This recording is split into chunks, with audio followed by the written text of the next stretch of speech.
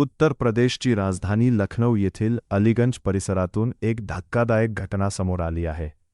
येथील एका कोचिंग आणि प्रशिक्षण केंद्राला सोमवारी दुपारी भीषण आग लागल्याने तब्बल 15 जणांचा दुर्दैवी मृत्यू झाला आहे।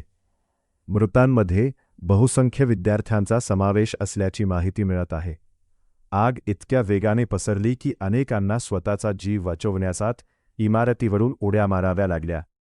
या दुर्घटनेत अनेक जण गंभीर जखमी झाले असून त्यांच्यावर रुग्णालयात उपचार सुरू आहेत। घटनेची माहिती मिळताच अग्निशमन दल आणि बचाव पथकांनी तातडीने घटनास्थळी धाव घेत मदतकार्य सुरू केले। आग लागण्याचे नेमके कारण अद्याप समोर आले नसून प्रशासनाकडून सखोल चौकशी सुरू आहे।